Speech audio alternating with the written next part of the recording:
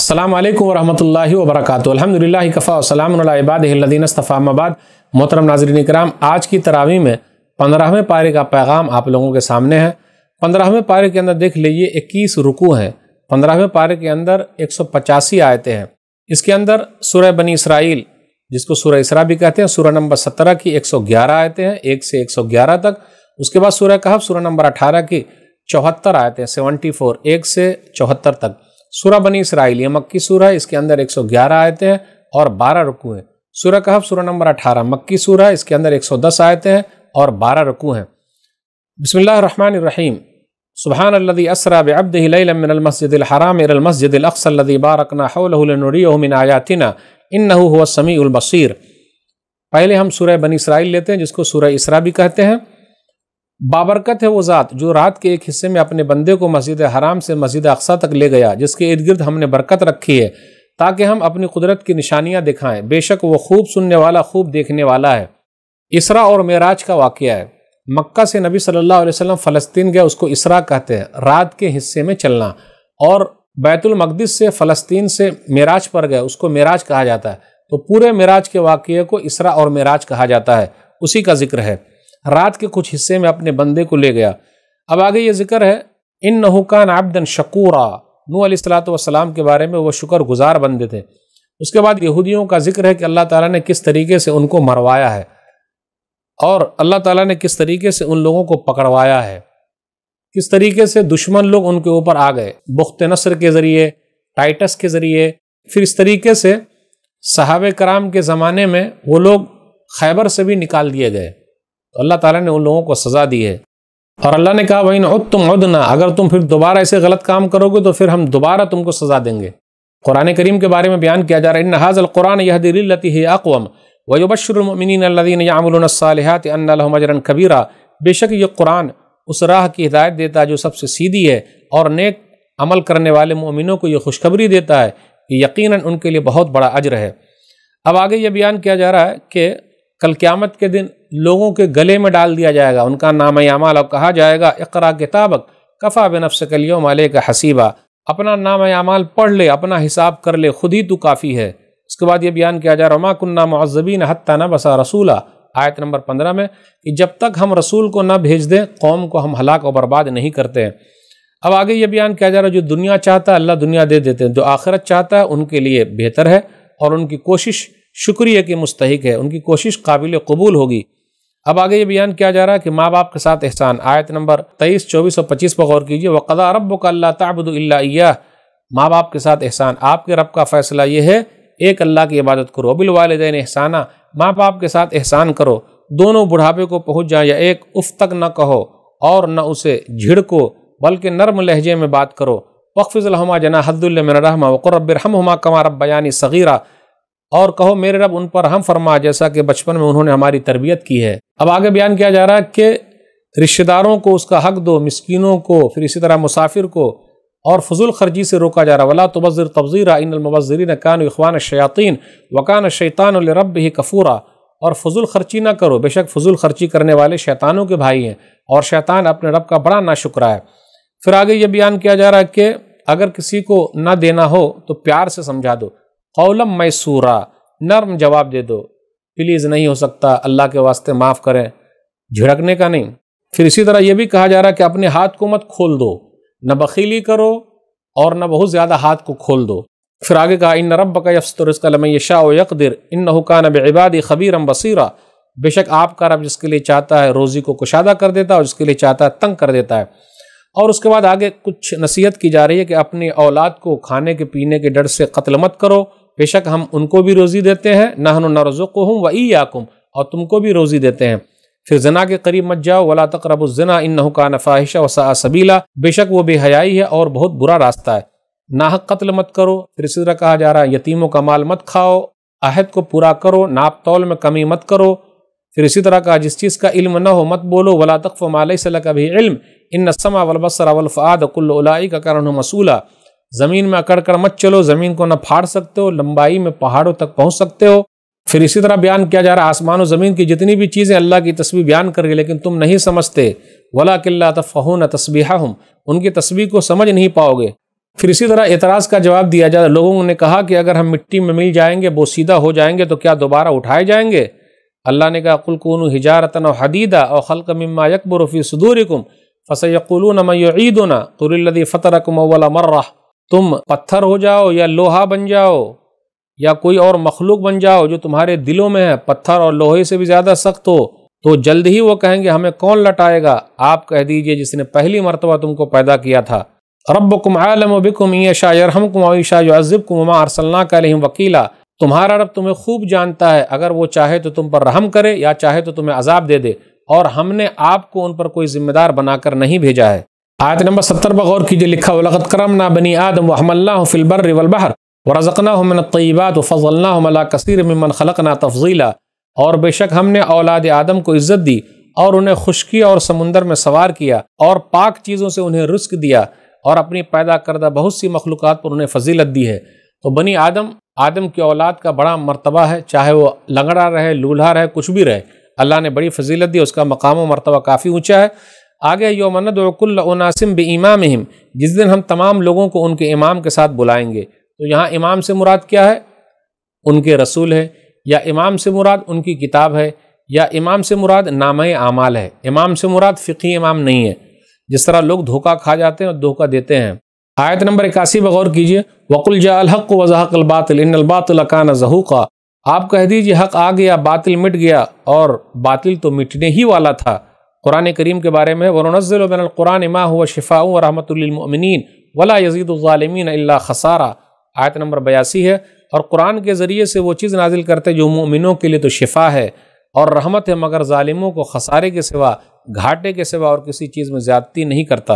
اور قرآن تو لوگوں کے لیے شفا ہے اور مومنوں کے لیے رحمت ہے، اور ظالموں کے لیے خسارہ ہی خسارہ ہے، گھاٹا ہی گھاٹا ہے۔ آیت نمبر 85 پر غور کیجئے، روح کے بارے میں لوگ آپ سے پوچھتے ہیں، آپ کہہ دیجئے میرے رب کی طرف سے ہے، وَمَا أُوتِيتُم مِّنَ الْعِلْمِ إِلَّا قَلِيلًا، اور تم لوگوں کو بہت کم علم دیا گیا ہے۔ آیت نمبر 88 پر غور کیجئے، قُلْ إِنِ اسْتَمَعَتِ الْإِنسُ وَالْجِنُّ عَلَىٰ أَن يَأْتُوا بِمِثْلِ هَٰذَا الْقُرْآنِ لَا يَأْتُونَ بِمِثْلِهِ وَلَوْ كَانَ بَعْضُهُمْ لِبَعْضٍ ظَهِيرًا، کہہ دیجئے اگر تمام انسان اور جنات مل کر بھی اس قرآن جیسی کوئی چیز لانے کی کوشش کریں تو نہیں لا سکیں گے، گرچہ وہ ایک دوسرے کے مددگار ہی بن جائیں۔ نبی صلی اللہ علیہ وسلم سے کفار مکہ نے مطالبہ کیا تھا، آیت نمبر 90، 91 اور 92 پر غور کیجئے، 93 پر بھی غور کیجئے، 94 پر غور کیجئے، ان لوگوں نے کہا ہم ہرگز ایمان نہیں لائیں گے یہاں تک کہ زمین سے ایک چشمہ جاری کر دیں، یا آپ کے لیے کھجور اور انگوروں کا ایک باغ ہو، پھر اس باغ کے درمیان نہریں جاری ہوں، یا آسمان کو ٹکڑے ٹکڑے کر کے ہم پر گرا دے جیسا کہ آپ کا وعدہ ہے، یا اللہ اور فرشتوں کو ہمارے سامنے لے آئے، یا آپ کے لیے سونے کا ایک گھر ہو، یا آسمان پہ چڑھ جائیں اور تیرے چڑھنے کا بھی یقین نہیں کریں گے، یہاں تک کہ تو ہم پر ایسی کتاب اتار لے جسے ہم پڑھیں۔ آپ کہہ دیجئے قل سبحان ربی حل کنت الا بشرا رسولا، میرا رب پاک ہے، میں تو صرف ایک پیغام پہنچانے والا انسان ہوں۔ پھر آگے بیان کیا جا رہا کلما خبت زدناہم سعیرا، آیت نمبر 97 میں، کہ جب وہ جہنم کی آگ بجھنے لگے گی تو اسے ہم اور زیادہ بھڑکا دیں گے۔ اس کے بعد ذکر ہے کہ موسیٰ علیہ الصلوۃ والسلام 9 نشانیاں لے کر فرعون کے پاس آئے، جیسے لاٹھی ہے، ید بیضا ہے، ہاتھ بغل میں رکھتے اور سفید ہو جاتا، قحط سالی ہے، دریا کا پھٹ جانا ہے، طوفان ہے، ٹڈی کا عذاب ہے، جوؤں کا عذاب ہے، میڈکوں کا عذاب ہے، خون کا عذاب ہے، لیکن وہ نہیں مانا۔ اخیر میں بیان کیا جا رہا آیت نمبر 110 پر غور کیجئے، قُلِ ادعُوا اللَّهَ أَوِ ادعُوا الرَّحْمَٰنَ، تم اللہ کو اللہ کے نام سے پکارو یا رحمان کے نام سے، أَيَّمَّا تَدْعُوا فَلَهُ الْأَسْمَاءُ الْحُسْنَىٰ، جس نام سے بھی پکارو ان کے سب اچھے ہی نام ہیں۔ اخیر میں کہا وَقُلْ الْحَمْدُ لِلَّهِ الَّذِي لَمْ يَتَّخِذْ وَلَدًا، آپ کہہ دیجئے تمام تعریف تو اللہ ہی کے لیے جس نے نہ تو کسی کو بیٹا بنایا، وَلَمْ يَكُنْ لَهُ شَرِيكٌ فِي الْمُلْكِ، اور نہ ہی بادشاہی میں اس کا کوئی شریک ہے، وَلَمْ يَكُنْ لَهُ وَلِيٌّ مِّنَ الذُّلِّ وَكَبِّرْهُ تَكْبِيرًا، اور نہ ہی کمزوری عاجزی کی وجہ سے ان کا کوئی حمایتی اور مددگار ہے، اور اس کی خوب بڑائی بیان کیجئے۔ سورہ اسراء سورہ نمبر 17 ختم ہو گئی، اب اس کے بعد سورہ کہف سورہ نمبر 18 ہے، اس کے اندر 110 آیتیں ہیں اور 12 رکوع ہے۔ سورہ کہف کی فضیلت یہ ہے، صحیح مسلم کتاب صلاۃ المسافرین کتاب نمبر 6 حدیث نمبر 809، من حفظ 10 آیات من اول سورۃ الکہف عصم من فتنۃ الدجال، شعبہ نے کہا من آخر الکہف۔ ابو درداء رضی اللہ تعالیٰ عنہ بیان فرماتے ہیں جس نے سورہ کہف کی شروع کی 10 آیتیں حفظ کر لی تو وہ دجال کے فتنے سے محفوظ رہے گا، یا آخری کی 10 آیتیں اس نے یاد کر لی تو وہ دجال کے فتنے سے محفوظ رہے گا۔ سورہ کہف پڑھنے کا فائدہ کیا؟ ایک جمعہ کو پڑھیں گے تو آئندہ جمعہ تک اسپیشل روشنی رہے گی، صحیح الجامع حدیث نمبر 6470، ابو سعید خدری رضی اللہ تعالیٰ عنہ بیان فرماتے ہیں ان من قرأ سورۃ الکہف یوم الجمعہ اضاء له من النور ما بین الجمعتین، جس نے سورہ کہف جمعہ کے دن تلاوت کی تو 2 جمعے کے درمیان اس کے لیے ایک الگ سے روشنی ہوگی۔ سورہ کہف پڑھنے سے فائدہ یہ ہے کہ گھر کے اندر سکون نازل ہوتا ہے۔ صحیح بخاری کتاب و فضائل القرآن کتاب نمبر 66 حدیث نمبر 5011، تلک السکینۃ تنزلت بالقرآن، سورہ کہف کی تلاوت ایک صاحب کر رہے تھے تو اس کے گھر میں بدلی جو ہے وہ چلی آ رہی تھی، اس کا گھوڑا بتکا، تو نبی صلی اللہ علیہ وسلم فرمایا تو سکون ہے جو گھر کے اندر قرآن پڑھنے کی وجہ سے نازل ہو رہا ہے، یہ سکینت نازل ہو رہی ہے۔ نبی صلی اللہ علیہ وسلم سے 3 سوال کیے گئے تھے، اصحاب کہف کون ہے، غار والے کون ہیں، موسیٰ اور خضر کا واقعہ کیا ہے، ذوالقرنین کون ہے؟ تو آئیے دیکھتے ہیں کیا ہے۔ الحمدللہ الذی انزل علی عبدہ الکتاب ولم یجعل لہ عوجا، تمام تعریف اللہ ہی کے لیے جس نے اپنے بندے پر کتاب نازل کی اور اس میں کوئی کجی نہیں رکھی۔ اب آگے یہ بیان کیا جا رہا ہے، آیت نمبر 6 پر غور کیجئے، فَلَعَلَّكَ بَاخِعٌ نَفْسَكَ عَلَىٰ آثَارِهِمْ إِن لَّمْ يُؤْمِنُوا بِهَٰذَا الْحَدِيثِ آسَفًا، اے نبی صلی اللہ علیہ وسلم شاید آپ ان کے پیچھے غم کے مارے اپنی جان ہلاک کرنے والے ہیں اگر وہ اس بات یعنی قرآن پر ایمان نہ لائیں گے۔ آپ کا کام ہے پہنچا دینا، لوگ ایمان لائیں نہ لائیں آپ کا کام ہے پہنچا دینا۔ اب اس کے بعد لگ بھگ 18، 19، 20، 25 آیت میں اصحاب کہف کا واقعہ، غار والوں کا واقعہ ہے۔ غار والوں کا واقعہ کیا ہے؟ نحن نقص علیک نبأہم بالحق انہم فتیۃ آمنوا بربہم وزدناہم ہدی، ہم ان کا قصہ بیان کرے، وہ چند نوجوان تھے جو اپنے رب پر ایمان لائے اور ہم نے ان کو ہدایت میں زیادہ کیا، اور انہی لوگوں کی دعا ہے آیت نمبر 10 کے اندر، ربنا آتنا من لدنک رحمہ وہیئ لنا من امرنا رشدا، اے ہمارے رب ہمیں اپنے پاس سے رحمت عطا فرما اور ہمارے معاملے میں ہمارے لیے رہنمائی کا سامان فراہم کر دے۔ یہ چند نوجوان تھے، کہا جاتا ہے یہ 3 تھے، 5 تھے یا 7 تھے۔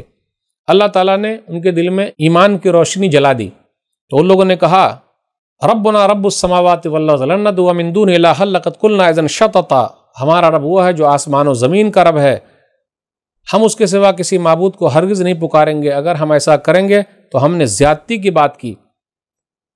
پھر اس کے بعد یہ لوگ غار کے اندر چلے گئے اور اللہ تعالیٰ نے ان لوگوں کی حفاظت کی جو غار کے اندر تھے، اور ان کا کتا بھی ان کے ساتھ تھا، وَقَلْبُهُمْ بَاسِطٌ ذَرَاعِيهِ بِالْوَصِيدِ، اور ان کا کتا غار کی دہلیز پر اپنے دونوں بازو پھیلائے ہوئے ہے، اگر غار کے اندر جھانک کر دیکھ لے تو وہ بھاگتے ہوئے پیٹ پھیر لے اور خوف میں آ جائے۔ بالآخر اللہ تعالیٰ نے 309 سال کے بعد ان لوگوں کو زندہ کیا۔ پھر آپس میں پوچھے وہ لوگ کتنے دن تک ٹھہرے رہے، تو کہا 1 دن یا آدھا دن۔ پھر اس کے بعد ایک آدمی سے کہا کہ جاؤ، پیسہ وغیرہ دیا، چاندی کا سکہ دیا، جاؤ کھانا لے کر آؤ، تو وہ لوگ آئے، تو یہ 309 سال پرانی بات ہے۔ تو لوگوں نے دیکھا ارے یہ تو پرانا سکہ ان کو ہاتھ لگ گیا۔ کہا جاتا ہے عیسیٰ علیہ السلام سے پہلے کا واقعہ ہے، کوئی بادشاہ تھا دقیانوس جو لوگوں کو اپنی عبادت کی طرف بلاتا تھا، چڑھاوے کی طرف بلاتا تھا، تو وہیں چند نوجوان تھے، ایک اللہ والے ہو گئے۔ بالآخر جب ان لوگوں تک یہ بات پہنچی کہ ارے یہ سکہ دیکھا، تو کہا ارے پرانے زمانے کا سکہ کیسے آپ لوگوں کو ہاتھ لگ گیا؟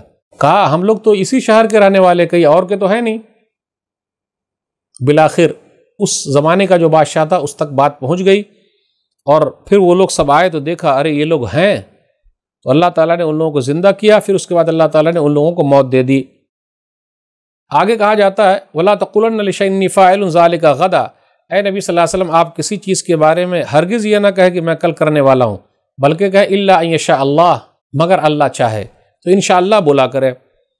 پھر اس کے بعد آگے یہ بیان کیا جا رہا ہے وَاصْبِرْ نَفْسَكَ مَعَ الَّذِينَ يَدْعُونَ رَبَّهُم بِالْغَدَاةِ وَالْعَشِيِّ يُرِيدُونَ وَجْهَهُ، آپ صبر کیجئے جو لوگ آپ کے ساتھ اپنے رب کو صبح شام پکارتے ہیں اور اللہ کی رضا چاہتے ہیں۔ آگے بیان کیا جا رہا ہے کہ لوگوں کو جہنم میں ڈالا جائے گا تو جہنم کی آگ کیسی ہے، أَحَاطَ بِهِمْ سُرَادِقُهَا وَإِن يَسْتَغِيثُوا يُغَاثُوا بِمَاءٍ كَالْمُهْلِ يَشْوِي الْوُجُوهَ بِئْسَ الشَّرَابُ وَسَاءَتْ مُرْتَفَقًا، وہ آگ ایسی ہے جس کی قناتوں نے انہیں گھیر رکھا ہے اور وہ پانی کی فریاد کریں گے، اور ایسے پانی سے ان کی فریاد سنی جائے گی جو تیل کی تلچھٹ کی طرح ہوگا اور چہرے بھون ڈالے گا، وہ بہت برا مشروب ہے، بہت بری آرام گاہ ہے۔ ایمان والوں کا، نیک عمل کرنے والوں کا فائدہ، آیت نمبر 30 پر غور کیجئے، ان الذین آمنوا وعملوا الصالحات انا لا نضيع اجر من احسن عملا، جو لوگ ایمان لائے اور نیک عمل کرتے رہے، یقیناً ہم کسی نیک عمل کرنے والے کا اجر ضائع نہیں کرتے۔